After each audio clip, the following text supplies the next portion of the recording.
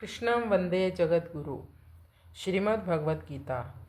अत्र शूरा महेश्वासा भीमार्जुन समायुधि युयुधानो विराटश्च द्रुपश्च महारथा। अत्र शूरा महेश्वासा भीमार्जुन समायुधि। जिनसे बाण चलाए जाते हैं, फेंके जाते हैं, उनका नाम ईश्वास अर्थात धनुष है। ऐसे बड़े बड़े धनुष जिनके पास हैं वे सभी महेश्वास हैं।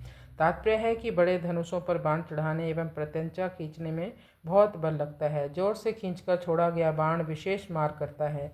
ऐसे बड़े बड़े धनुष पास में होने के कारण ये सभी बहुत बलवान और शूरवीर हैं। ये मामूली योद्धा नहीं हैं। युद्ध में ये भीम और अर्जुन के समान ही हैं, अर्थात बल में ये भीम के समान और अस्त्र शस्त्र की कला में ये अर्जुन के समान हैं।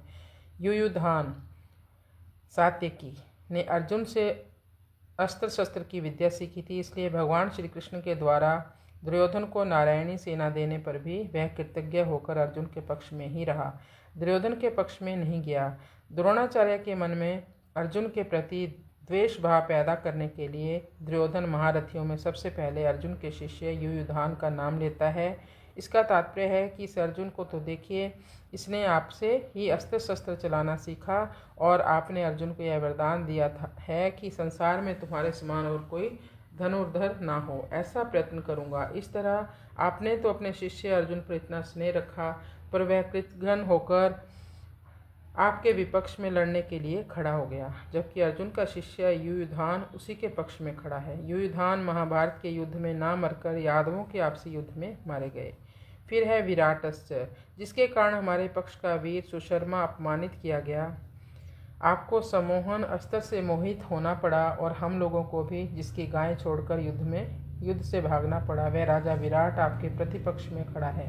राजा विराट के साथ द्रोणाचार्य का ऐसा कोई वैर भाव या द्वेष भाव नहीं था, परंतु दुर्योधन यह समझता है कि अगर युयुधान के बाद मैं द्रुपद का नाम लूँ तो द्रोणाचार्य के मन में यह भाव आ सकता है कि दुर्योधन पांडवों के विरोध में मेरे को उकसाकर युद्ध के लिए विशेषता से प्रेरणा कर रहा है तथा मेरे मन में पांडवों के प्रति वैर भाव पैदा कर रहा है। इसलिए दुर्योधन द्रुपद के नाम से पहले विराट का नाम लेता है, जिससे द्रोणाचार्य मेरी चालाकी ना समझ सके और विशेषता से युद्ध करे।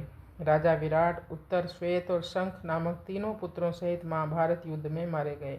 द्रुपश्च महारथा, आपने तो द्रुपद को पहले की मित्रता याद दिलाई, पर उसने सभा में यह कहकर आपका अपमान किया कि मैं राजा हूँ और तुम भिक्षुक हो, इसलिए मेरी तुम्हारी मित्रता कैसी, तथा वैर भाव के कारण आपको मारने के लिए पुत्र भी पैदा किया। वही महारथी द्रुपद आपसे लड़ने के लिए विपक्ष में खड़ा है, यानी पांडवों की सेना के साइड खड़ा है। राजा द्रुपद युद्ध में द्रोणाचार्य के हाथ से मारे गए। दृष्टकेतु, यह दृष्टकेतु कितना मूर्ख है कि जिसके पिता शिशुपाल को श्री कृष्ण ने भरी सभा में चक्कर से मार डाला था, उसी कृष्ण के पक्ष में लड़ने के लिए खड़ा है।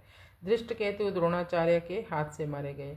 चेकितान, सब यादव सेना तो हमारी ओर से लड़ने के लिए तैयार है और यह यादव चेकितान पांडवों की सेना में खड़ा है।